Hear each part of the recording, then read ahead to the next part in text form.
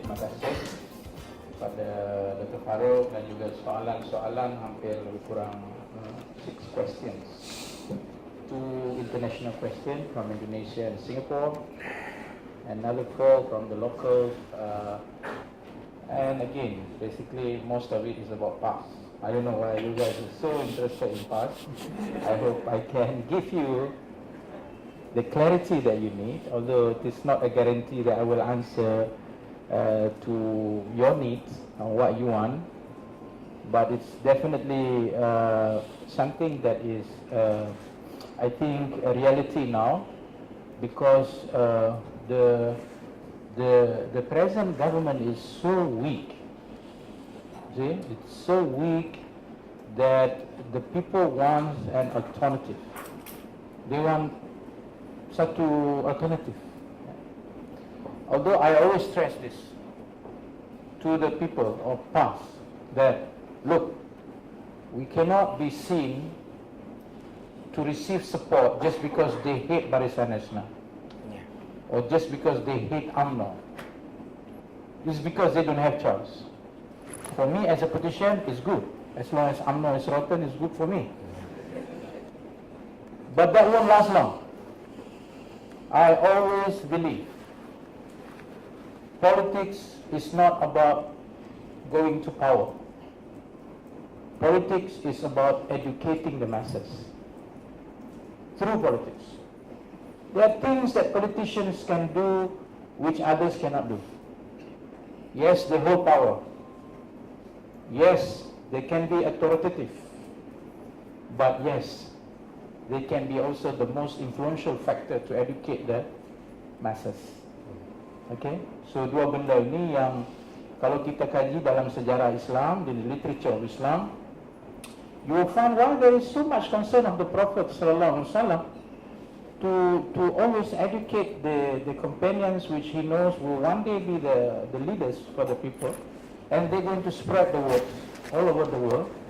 Why is it that the Prophet sallallahu alaihi wasallam always concentrate on the issue of the purity of the heart? Because the Prophet wants to tame the power. Kerana apabila kita sudah sampai ke pesada kuasa, yang pentingnya bagaimana menjinakkan kuasa itu, supaya kuasa itu dapat dijadikan sebagai wasilah, bukan sebagai ghayah. Saya ulangi ya, power itu bukan sebagai ghayah, tetapi sebagai wasilah.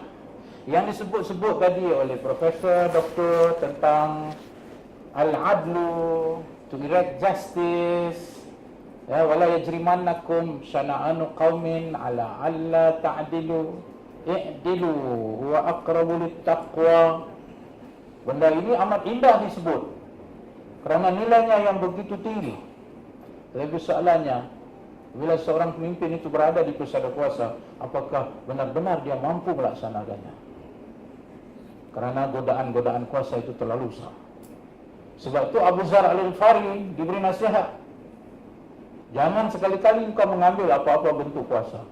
Walaupun dia bertanya kepada Rasulullah, sahabat yang lain sudah diberi jawatan gubernur, sudah diberi jawatan itu, ini, kenapa aku tidak? Not hubur rasa, something they want to contribute. Okay? It's not because quest for power, but quest for contribution. They want to contribute through power. Tapi Rasulullah, the Prophet, knew that Abu Zar cannot make it. Abu Zar is not the guy. You know, Abu Zar dikhawatiri nanti sudah sampai ke pesada kuasa, mungkin tidak mampu untuk mengawalnya. Ya? Lalu Nabi sallallahu alaihi wasallam menyebut bahwa innaha la amanah. Dialah satu amanah. Wa innaha nadamah yaumal qiyamah. Innaka da'ifun ya Abu Zar. You weak. Is Abu Zar weak of iman? No. Abu Zar. But he's weak because he cannot tame the lust of power. Okay? Ini masalahnya. Bukan masalah hubur riasa. Tapi masalahnya berapa ramai orang yang mau menjadi pemimpin. Tetapi betul-betul kalau hari ini istilah yang kita pakai bahasa layman, ikhlas lah. Tapi ramai pemimpinnya ikhlas, yang rosak pun ramai juga. Mula-mula ikhlas lah, bila dah naik. I'm telling this to myself, not to you guys. I'm telling it to myself, because I'm a politician. And you guys, if you want to be a politician, you better take care. You don't know the world out there, huh? Dunia di dalam alam politik itu terlalu besar. Kalau kurang, tidak ada kekuatan dalaman, maka kita tidak mampu untuk nak menjinakkan, taming the power inside you, the last. And that goes to all Islamic politicians. Baik Mursinya, baik PKS-nya, baik orang Singapura yang tidak ada nama Islamnya, baik siapa saja yang mau menjadi pemimpin di kalangan mereka. Kerana ialah amanah. Waqifuhum innahum mas'ulun. Sekat mereka. Siapa yang akan disekat dulu? Pemimpin. Sebenarnya dalam konteks itu bila kita pergi dengar kuliah, itu konteksnya bukan saja syok dengar meleleh ayat liur, lepas tu pilih siapa-siapa. Bukan, sebenarnya itu. Kenapa? Ya, bila kita bercakap tentang the Sufism of politics, sebenarnya people like Umar ibn Aziz, people like the Khulafa ar-Rashidin, di mana mereka mampu tame the power yang ada kepada mereka, dan kerananya manusia mendapat kebaikan yang begitu besar. Tidak last kepada duit ringgit, harta, benda hanya untuk mengumpul kekayaan sendiri. And that goes to even past leaders. That goes to even PKR leaders. That goes even to the AP leaders. Ini soal kebersihan dan kemurnian jiwa, bukan hanya orang-orang tertentu sahaja. Ya? Itu satu. Saya harus tekankan di situ. Kenapa di dalam Islam soalnya ialah power itu bukanlah matlamat. Power itu hanyalah wasilah. Dan dalam konteks hari ini, wasilah yang ada di hadapan kita untuk power itu ialah melalui apa? Demokrasi. So, kita berpartisipasi kerana mau menggunakan apa yang ada dalam sistem itu untuk menyampaikan kebaikannya, yang kita yakin itu dapat memberikan satu contribution to the nation and to the world. Saya masuk kepada persoalan bolehkah terima sekularis dalam PAS. Saya sendiri tidak tahu apa yang diistilahkan sebagai sekularis itu. Apakah sekularis itu bermakna dia bukan orang yang mengaji agama? Apakah sekularis itu bermakna dia ini mempunyai pahaman sekularis? Ataukah sekularis itu bermakna dia mengaji agama tapi dia tak percaya kepada agama? Apa? Tapi kalau mau menyertai PAS, senang aja. Yakin dengan apa yang diperjuangkan oleh PAS, yang kita sebut terang-terang dasar PAS ialah Islam. Itu sudah ada dalam kita punya Constitution. Cuma olahan tadi itu yang kita perdebatkan, Islam yang macam mana, Islam yang puriskah, Islam yang demokratiskah, itu perdebatan lah. Ya. Mana bisa saya mau masuk parti komunis kalau saya tak yakin dengan komunis? Mana bisa saya masuk parti sosialis kalau saya tak yakin dengan dasar-dasar sosialisme, for example. So ini maksud saya, dari sudut surface-nya, dari sudut surface ataupun face value-nya, siapa yang menyertai mana-mana parti itu syarat pertama yang meyakini bahawa parti itu membawa aspirasi. Okay? So ini maksud saya. Kalau boleh diterima konteks itu, maka bagi PAS, kami tidak mencamkan sesiapa yang masuk PAS sebagai yang ini sekularis, yang ini pluralis, yang ini floweris, contohnya, yang ini apakah tidak. Once you are a member, you fill in the form and you believe in the struggle. Of course there is kena mentaati keputusan-keputusan, ya. Mentaati keputusan itu bukan makna tak boleh pertikaian, itu soalan lain. Tapi basic orang kata syarat lah untuk kita menyertai mana-mana parti politik, dan it goes the same with PAS. Okay. welcome. Kalau siapa nak masuk, boleh jumpa saya dapat borang. Autokrasi dan demokrasi. Okey. Kalau kita mendefinisikan autokrasi itu ialah yang kontradik dengan demokrasi. Demokrasi ini keputusan dibuat secara ramai to all. Autokrasi dia seorang saja buat keputusan. Okey. Mustabid ataupun istibdad.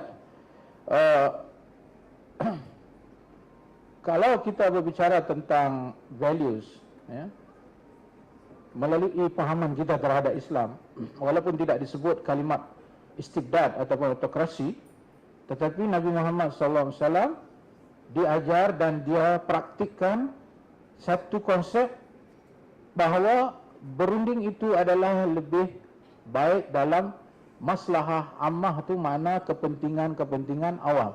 Sebab itu di dalam Islam, perkara-perkara yang sudah dinaskan secara qat'i, secara definite, dan ini diterima sebagai asas syariah.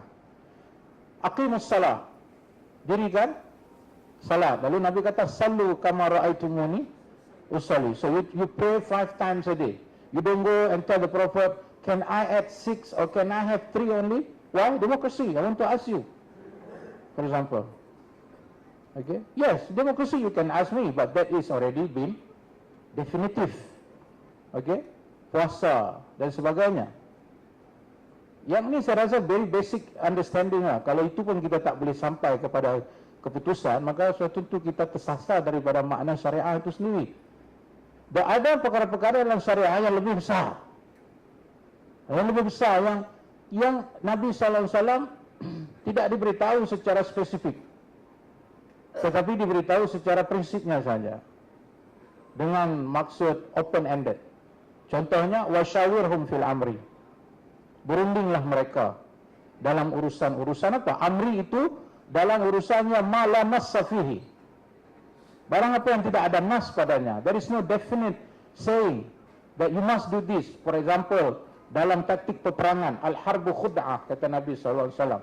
Peperangan itu satu taktik. Khud'ah itu makna taktik, bukan penipuan. Penipuan dalam konteks taktikal.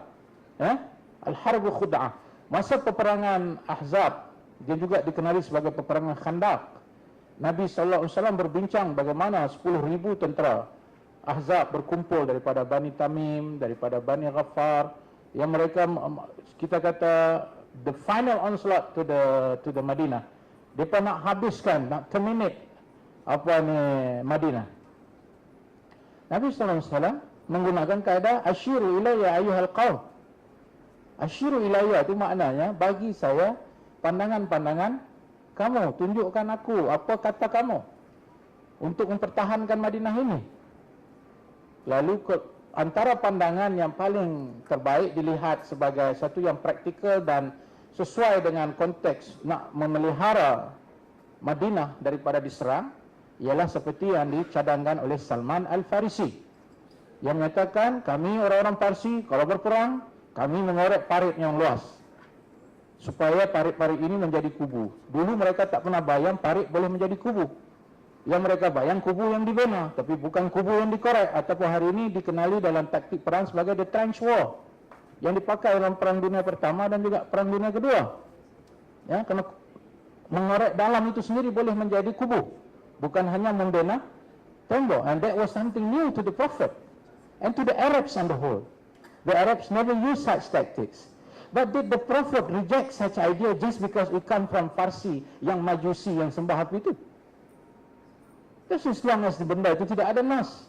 Lalu Nabi kata, inilah pandangan yang terbaik, ayo kita laksanakan. Dan semua orang tahu kisah perang Ahzab, yang disebut tentang peperangan yang besar itu, bagaimana Nabi berhadapan dengan tentera-tentera Ahzab. Demokrasi is there. Demokrasi is there. Cuma dia tak sebutlah Nabi melaksanakan demokrasi pada waktu itu. Tidak, tapi yang lebih penting ialah bukan istilah demokrasi itu, tetapi perbuatan demokrasi itu. Saya amat tertarik dengan satu lagi kisah. Ini untuk women. Sebab Dr. Farouk dah sebut, Islamis ni selalu dia suka sangat asal woman aja duk. More of sexual orientation rather than giving rights. Giving rights to them. Khawlah binti Sa'labah. Siapa tidak kenal seorang wanita yang didengari aduannya daripada langit sana. Ketika dia mengadu hal kepada Rasulullah SAW, hal keadaan suaminya Aus bin Samit, seorang lelaki tua bangka, pengah, suka mencaci istrinya dan membebel. Selalu istri yang membebel suami. Tapi ada juga suami yang membebel pada istrinya. Jaga-jaga. Aus bin Samit ini, kata Khawlah yang mengadu hal kepada Rasulullah, dia kata, ya Rasulullah, suamiku tua bangka, suamiku mencaci aku, memaki hamun aku, dan pada malam hari dia ajak aku tidur bersamanya. Macam mana seorang wanita terasa bahawa dirinya bukan hanya sekadar bahan untuk ditiduri, walaupun oleh suaminya, even the husband. Ya, walaupun tuan-tuan mendengar kalau suami minta nak tidur dengan isterinya walaupun di atas unta kenderaan pun, bagilah, karena kalau tidak dia akan dilaknati. Betul, tapi kena baca juga yang cerita ni, bahawa seorang wanita mengadu hal tentang suaminya hanya menganggap diri dia sebagai bahan saja, sedangkan memaki hamun dia dan menyatakan satu perkataan yang cukup aib pada zaman jahiliah. Yang dia mau tahu apa stand Islam dalam hal ini, iaitu anti alayya ka zahri ummi, your back is just like my mother's. Belakang anda serupa ibu saya. Maknanya saya meniduri ibu saya lah. Begitu aibnya perkataan itu. Lalu dia mau tahu apa hukum Islam pada seorang suaminya, bukan orang lain, suaminya. Lalu dia mengadu hal kepada Nabi SAW dan dirakamkan dalam surah Mujadalah. Dan Mujadalah itu ialah wanita yang mengadu hal. Qad sami'a Allahu qawla allati tujadiluka fi zawjiha wa tashtaki ila Allah wallahu yasma'u tahawurakuma wallahu sami'un alim. Dan kemudian disebut innal ladina yuzahiruna minkum min nisa'ihim wal ladina yuzahiruna minkum min nisa'ihim ma hunna ummahatuhum in ummahatuhum illa allati waladnahum wa innahum la yaquluna munkaran minal qawli wa zura. Katakan, Allah telah mendengar aduan seorang wanita ini, ya, dari atas tentang apa yang dia adukan kepadamu ya Rasulullah. Maka ayat ini menyatakan bahawa apa yang dikatakan itu betul, bahawa wanita-wanita ini bukan ibu-ibu kamu. Lalu dikenakan hukuman pada orang yang berbuat demikian, iaitu 60 diberi makan tamar 60 orang miskin. Kalau tidak mampu, hendaklah dia berpuasa 2 bulan berturut-turut. Syahraini mutatabi'ain min qabli an yatamassa. Saya nak menceritakan, kalau kita tafsir ayat itu kita akan katalah ini hukum gini. Tapi yang lebih penting dalam ini ialah apa? Bagaimana Rasulullah membuka ruang kepada suara seorang wanita yang menuntut hak dia. Dan itulah Islam. Bukan Islam hanya suruh orang pakai tudung, bukan Islam hanya suruh orang pakai jaga pergi keluar sana kena pakai itu, tetapi Islam yang lebih penting adalah bagi hak untuk mendengar apa aduan mereka. Dan this is exactly what Islam should do. Listen to them, not you listen to me. Listen to them. Apa yang orang wanita mau? So apa yang saya nak mengatakan di sini bahawa konteks yang saya sebut tadi itu, ialah apa? Islam itu sendiri dalam perspektif Islam seolah-olah tidak mungkin menerima autokrasi dalam apa juga bentuknya, kerana autokrasi itu sendiri adalah bertentangan dengan fitrah. Mungkin kita kata North Korea aman damai, mereka ini hormat kepada mereka, tapi soalnya dia hormat itu terpaksa ataupun dia hormat itu dia suka. That's another question.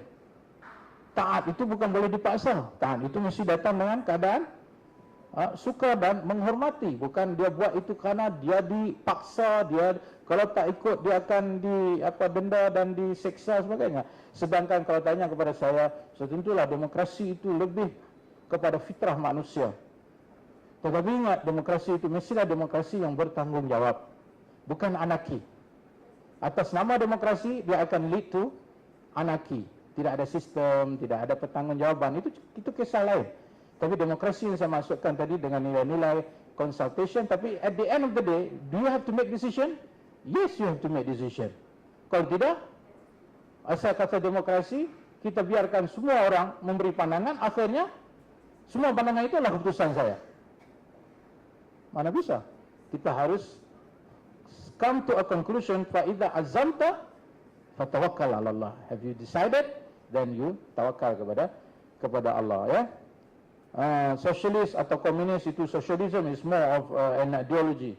Komunisme itu adalah satu bentuk manifesto kepada apa ni menganggap bahawa semua manusia itu adalah sama, ya. Pengalaman 1998, ya, saya menghargai saudara Ubaidillah yang menceritakan pengalaman saya rasa amat unik yang kita harus pelajari daripada hari ini. Kita baru bicara tentang reformasi. Mereka sudah reform sejak daripada tahun 1998 lagi, ya, lebih awal pada itu. Cumanya apa yang kita harus juga akur di sini, bahawa di negara kita sebelum reformasi di Indonesia, kita masih ada ruang-ruang yang seperti disebutkan hari ini dan perlu digunakan sebagai. Sebab itu saya suka bersama dengan IRF, kerana saya merasakan ini platform saya untuk mendidik. Ini platform saya untuk menyatakan bahawa politik itu bukan hanya mau kuasa, tapi politik itu ialah selepas kuasa apa. Itu lebih besar. Saya tak bercakap saya mau kuasa, tapi saya bercakap saya mau apa untuk memberikan kepada rakyat dalam kuasa itu, mendidik, educate them, to understand, give them the rights, give them their freedom. Itu kerja besar seorang ahli politik, ya. Demokrasi itu kejujuran, saya setuju, ya. Cuma malangnya saya tidak menyalahi satu persepsi, ya, yang menyatakan don't trust in politician. I'm sad to say that because I'm a politician, yeah. Because every time politicians speak, there are two people who you don't trust: lawyers and politicians. I'm sorry.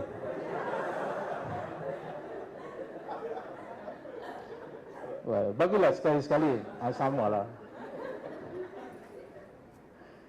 Tetapi persoalannya, mungkin persepsi itu berlaku kerana apa?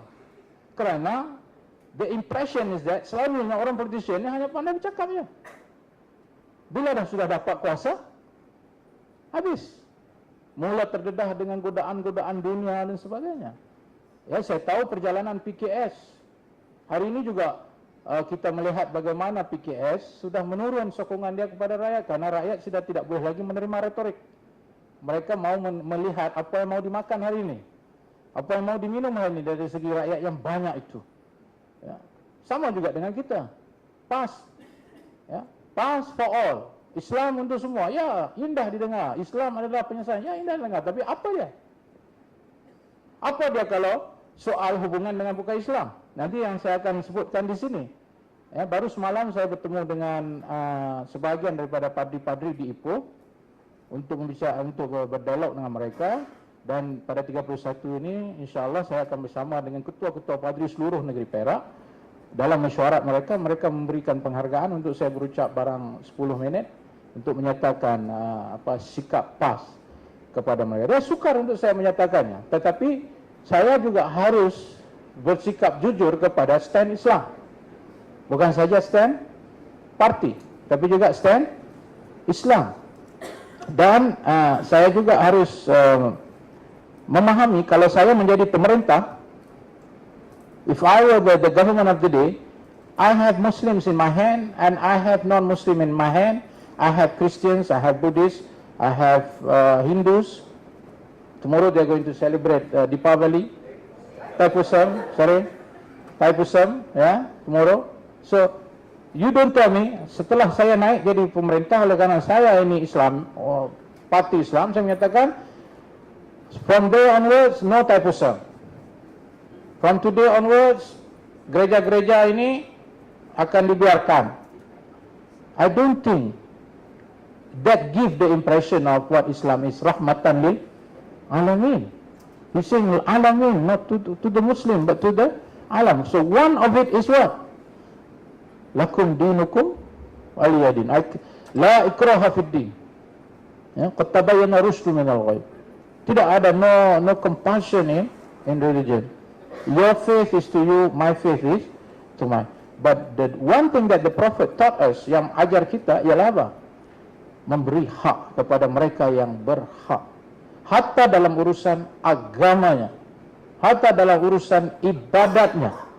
Siapalah kita nak menentukan apa yang harus mereka beribadat dan apa yang tidak boleh mereka nak beribadat. Itu hak yang perlu diberi. Dan saya bersama dengan saudara, bukan mudah. Kerana persepsi yang ditanam, doktrinasi yang ditanam atas hubungan prejudis dan benci-membenci. Yeah. Okay, how do I solve this as a politician, as an administrator? Mudah. Contohnya, keperluan gereja ataupun apa saja rumah ibadat mesti dilihat dalam konteks keperluan. Kalau dibina gereja besar-besar, hanya ada 2 orang datang. Atau dibina masjid besar-besar, hanya ada 10 orang datang, itu tidak wajar. Baik cost effectiveness-nya, ya, baik dari segi perbandarannya. Dan saya memberitahu kepada saudara, perkara ini bukan hanya berlaku dalam negara Islam. Barat yang selama ini begitu bangga dengan pluralism mereka terhadap relationship dengan agama. Ada satu buku K.S. Nathan menulis, saya harap boleh membacanya, yaitu Pluralism in Democratic Society. Dia mengambil contoh-contoh negara termasuk Malaysia, Indonesia dan juga European countries. Salah satu yang saya baca ialah di Jerman, di mana di sana ada substantial group of Muslim yang minta untuk membina masjid, ya, karena mereka memerlukan, mereka daripada golongan orang Turki, etnik Turki. Apa yang berlaku? Setelah majlis perbandaran bersetuju dengan tempatnya dan bangunannya, tetapi mendapat bantahan daripada orang ramai semata-mata kerana dikatakan meneretnya lebih tinggi daripada gereja. Maka akhirnya mereka diberhentikan, tidak diizinkan untuk. Maknanya, ini bukan saja soal negara Islam dalam konteks pembinaan rumah-rumah ibadat, termasuklah on the contrary, membina rumah ibadat Islam. So bagi saya dia bukan isu mau membina gereja atau mau membina masjid, tapi isunya ialah dari sudut tadi keperluan, hak mereka untuk beribadat, kita tidak boleh larang. Dan majlis perbandaran yang meluluskan itu harus juga melihat kepada soal keperluan, soal berapa orang yang datang untuk beribadat di situ dan sebagainya. Saya rasa itu boleh menjawab persoalan church building, dan masa pun lawyer saya sudah memberi syarat kepada saya. Singapore, very interesting case. Singapore, just one more please, Mr. Lawyer. Okay, thank you. After all, we are politicians, lawyers.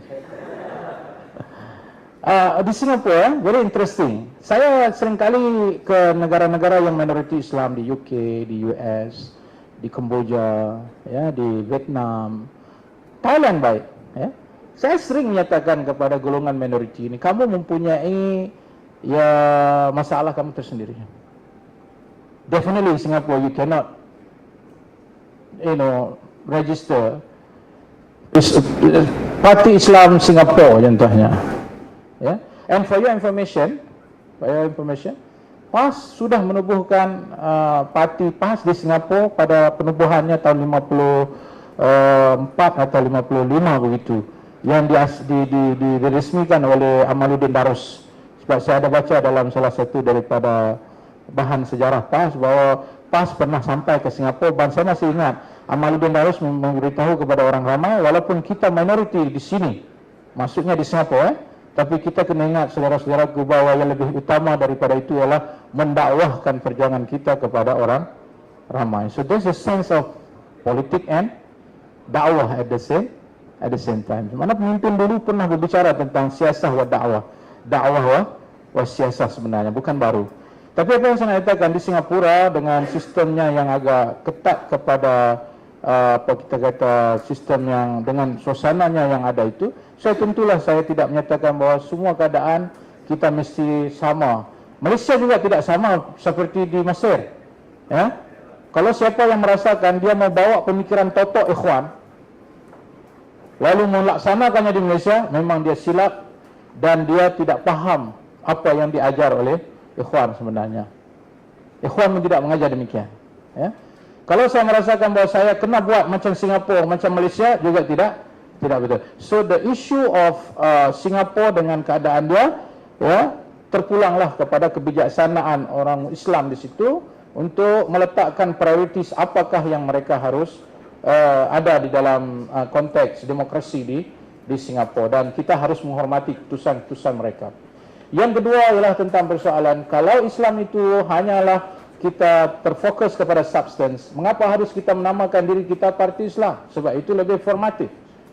Tapi bagi saya, secara khusus PAS lah, parti lain saya tak tahu, secara khusus PAS, sejarah PAS bermula ialah apabila golongan ulama dalam melihat apa yang mereka nak isi kemerdekaan nanti, mereka melihat UMNO lebih bersifat bercakap tentang bangsa.